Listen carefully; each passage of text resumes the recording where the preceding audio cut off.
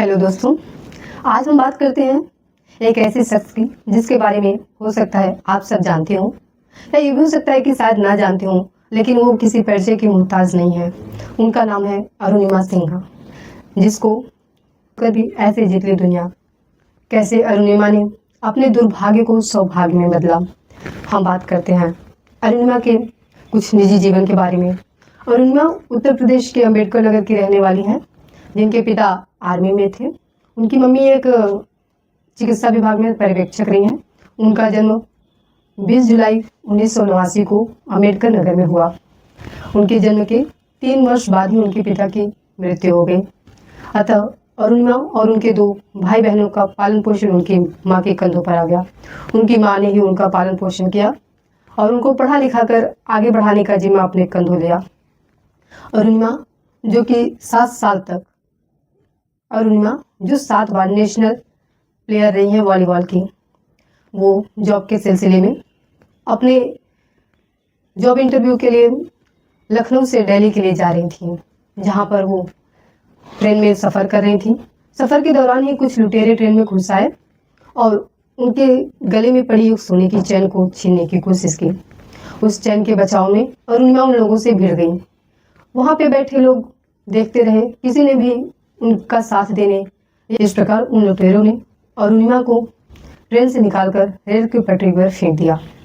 अरुणिमा को जब उन्होंने ट्रेन की पटरी पर फेंका तो बगल रेलवे पटरी पर आ रही दूसरी ट्रेन से टकराकर अरुणिमा रेल की पटरी पर गिर पड़ी, जिस दौरान उन्होंने अपना लेफ्ट पैर को पूरी तरह से खो दिया। उनके राइट पैर में बहुत ज़्यादा फ्रैक्चर्स हो गए। यह रात की घटना है, जिस समय उस रेलवे पटरी पर कोई भी नहीं था जो उनकी मदद कर सके। अरुणिमा रात लगभग 7 से 8 घंटे तक उस पटरी पर तड़पती रही। उस दौरान उस रेल पटरी से करीब 48 ट्रेनें गुजरी। सोचो, वक्त उनका नहीं था। लुटेरों ने उनको ट्रेन से निकालकर रेल की पटरी पर फेंक दिया, जिससे सामने आ रही ट्रेन से टकराकर अरुणिमा रेल की पटरी पर गिर पड़ी। उस समय वो अपना लेफ्ट पैर पूरी तरह से खो चुकी थी और राइट पैर में बहुत ज़्यादा फ्रैक्चर हो गए थे। उस समय रेल पटरी से करीब 48 ट्रेनें गुजरी, जिससे अरुणिमा वहाँ पे तड़पती रही। रात होने की वजह से किसी की मदद न मिल पाई। रेल की पटरियों पे चल रहे चूहे उनके ऊपर से गुजरते रहे, बट उसमें इतनी हिम्मत ना थी कि वो उन चूहों को हटा सके। वो रात भर दर्द में तड़पती कराहती रही। जैसे ही सुबह हुआ, स्थानीय लोगों को पता चला। लोगों ने उनको वहाँ से उठाया और पास के अस्पताल में ले जाके भर्ती किया। उस समय ऐसी सिचुएशन थी कि उस अस्पताल में एनेस्थीसिया तक नहीं था। अरुणिमा दर्द से तड़पती रही। उन्होंने इतना हिम्मत कर बोला कि बिना एनेस्थीसिया के उनके पैर को काट दिया जाए। उस समय उनको ब्लड तक नहीं मिल पाया। वहाँ पर उपस्थित उस समय डॉक्टर फार्मासिस्ट ने उनकी मदद की।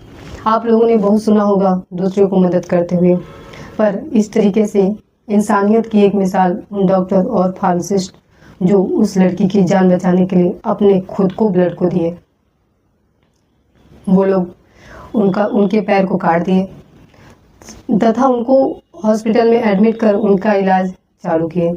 जैसे ये बात सोशल मीडिया पे आई, खबरों में चली, लोगों को पता चला कि एक लड़की के साथ ऐसी दुर्घटना हुई है और लोगों को ये पता चला कि वह एक नेशनल प्लेयर है, जिसकी वजह से उनको एक अच्छे हॉस्पिटल में लखनऊ में एडमिट किया गया। उसके बाद वहाँ कुछ समय इलाज चलने के बाद उनको दिल्ली रेफर किया गया। अरुणिमा जो कि अपने पैर को खो चुकी थी, उनके राइट पैर में रॉड डाला गया था। यह उस समय उनके लिए एक बहुत ही असहनीय दुर्घटना थी, लेकिन लोगों का क्या। जहाँ कुछ लोग उनके लिए दया सहानुभूति दिखा रहे थे, वहीं कुछ लोग उन पर टॉन्ट मार रहे थे।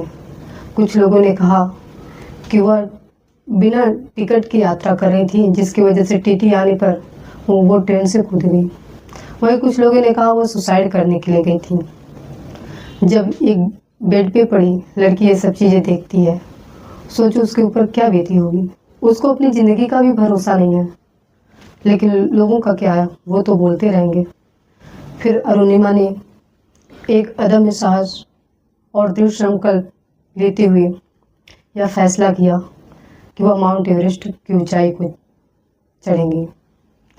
उन्होंने अपने काम को अंजाम देने के लिए अपने आप को दृढ़ संकल्पित किया। वह लोगों को शब्दों से जवाब न देकर अपने काम से जवाब देना चाहती थी। इस वजह लगभग कुछ महीने हॉस्पिटल में बिताने के बाद अरुणिमा, जो कि अभी तक पूरी तरह से सही भी नहीं हुई थी, कहाँ एक आदमी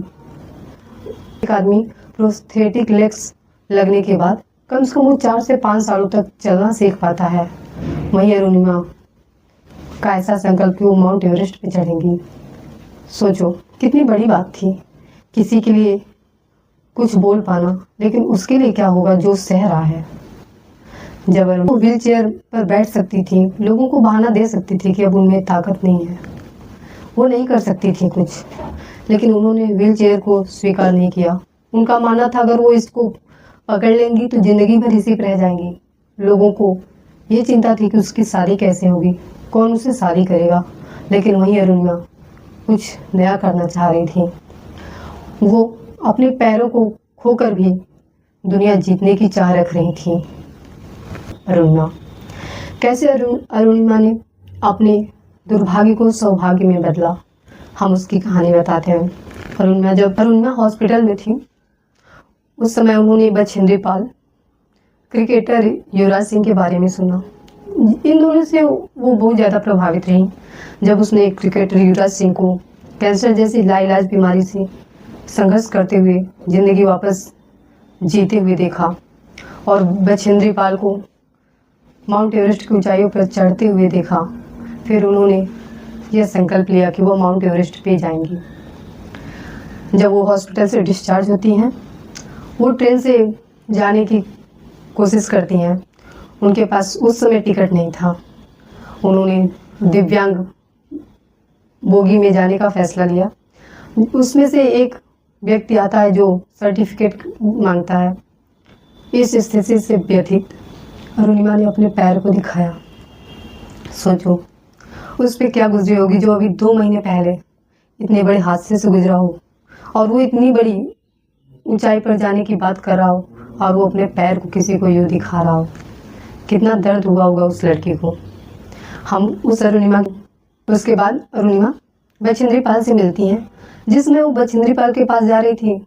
उनके पैरों से ब्लड निकल रहा था, वो लड़की चल नहीं पा रही थी। जब उन्होंने बछेंद्री पाल से अपने इस पागलपन सपने के बारे में बताया, तो बछेंद्री पाल उनका हौसला अफजाई करते हुए बोली, अरुणिमा तू पागल नहीं है, तूने माउंट एवरेस्ट को चढ़ लिया है, तूने वो ऊंचाई प्राप्त कर ली है। ये तो अब बस दुनिया को दिखाने के लिए तुझे चढ़ना है।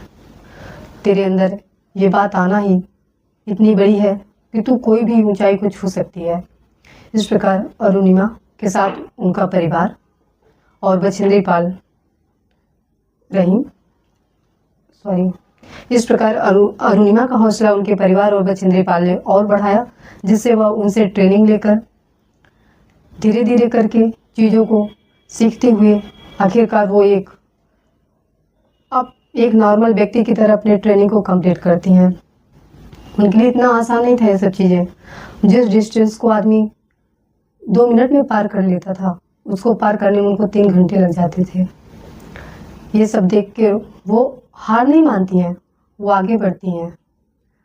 उन्होंने उस डिस्टेंस को धीरे धीरे करके 2 मिनट में कवर किया। अच्छा, वास्तव में उनके अंदर साहस तब आया जब वहाँ पे वो खिलाड़ी जो शारीरिक रूप से स्वस्थ थे पूरी तरीके से, वो बछेंद्री पाल उनको शेरपा के पास ले जाते हैं, तो शेरपा ने साफ इनकार कर दिया, बोला ये नहीं कर पाएगी और हम इनको मौका नहीं दे सकते हैं। बछेंद्री पाल ने उनको विश्वास दिलाया कि उन्होंने उनके साथ रहकर ट्रेनिंग की है और वो कर सकती हैं। हालांकि ये इतना आसान नहीं था, लेकिन फिर भी उनको मौका दिया गया और वो चढ़ती हैं। 21 मई 2013 को वो माउंट एवरेस्ट की ऊंचाई पर थी। रास्ते में उनका ऑक्सीजन सिलेंडर ख़त्म हुआ। वो वापस आ सकती थी, लेकिन वो नहीं आई। रास्ते में कई लोगों को मरते हुए देखा, तड़पते हुए देखा, उनके अंदर डर भी आया, लेकिन उन्होंने अपने हौसले को बरकरार रखा। वहाँ पे कई मृत व्यक्तियों से उन्होंने ये बोला, मुझे नहीं पता आप लोग माउंट एवरेस्ट की ऊंचाई चढ़ के वापस आ रहे थे या जा रहे थे, बट मैं आप सबके लिए इस ऊंचाई को चढ़कर वो जिंदा वापस जाऊंगी। और बछेंद्री पाल 21 मई 2000 वो हिमालय की चोटी, माउंट एवरेस्ट की चोटी पर होती हैं, और वो अपने साथ, सोचो इतना अंदर, इस पल के लिए उनके अंदर उत्साह था कि बहुत सारे कैमरे लेके गई थी। वो शेरपा से बोलती है मेरे फोटो खींचो। शेरपा बोलता है पागल हो, ऑक्सीजन खत्म हो रहा है, नीचे चलो, हम खुद मरोगे और हमको भी साथ में मार डालोगे। वो बोलता है खींचो तो, और अगर मैं जिंदा वापस ना गई तो ये वीडियो मेरे देश भेज देना। और वहाँ पे वो विवेकानंद को मानने वाली उनकी एक तस्वीर अपने साथ ले गई और माउंट एवरेस्ट पे छोड़ के आई उसको। जब वो नीचे वापस आई, उस समय लोगों का जो रिएक्शन था, उन्होंने देखकर सोचो ये वही लोग हैं जो कभी हमारे लिए कैसे बोलते थे। हमारे उत्साह को बढ़ाने के बजाय हमको पागल बोला गया, लेकिन आज ये सब हमारे साथ हैं। इन सब चीज़ों को देखकर अरुणिमा ने ये फैसला लिया कि अब वो माउंट एवरेस्ट ही नहीं, सभी कॉन्टिनेंट की सबसे ऊंची चोटियों पर चढ़ेंगी। फिर उसके बाद वो नॉर्थ अमेरिका का डेनाली, साउथ अमेरिका का एकांगुआ, यूरोप का एल्ब्रुस, साउथ अफ्रीका का किलिमंजारो, ऑस्ट्रेलिया का कोइस्को और अंटार्कटिका का विंसन, इन सब चढ़ाइयों को चढ़ी वो। और इसके लिए अरुणिमा को 2016 में अम्बेडकर रत्न पुरस्कार से सम्मानित किया गया और 2015 को उनको पद्मश्री अवार्ड से भी सम्मानित किया गया। तो अगर हम देखें तो अरुणिमा का जो साहस रहा, वह हम सब के लिए एक बहुत ही मोटिवेशनल, या बोले कि एक नई सीख लेने जैसा रहा। हम यहाँ पे देखते हैं इन सब पूरी कहानी में अरुणिमा ने कैसे अपने दुर्भाग्य को सौभाग्य में बदला। जिंदगी ने एक कदम रोक दिया, तब अरुणिमा ने अपनी कमजोरी को अपनी ताकत बना लिया। इस हाथ से एक कदम रोक दिया, तब अरुणिमा ने अपनी कमजोरी को अपनी ताकत बना लिया। इस हादसे ने उनका पैर तो छीन लिया, लेकिन उनका हौसला कभी नहीं। जीवन के सबसे अंधकार भरे क्षण को अरुणिमा ने कैसे सबसे उज्जवल जीत का आधार बना लिया। जब हर चीजों ने उन्हें गिराने की कोशिश की, तब वह डटकर खड़ी रही। जब दुनिया ने उन पर दया दिखाई, तब उन्होंने साहस को चुना।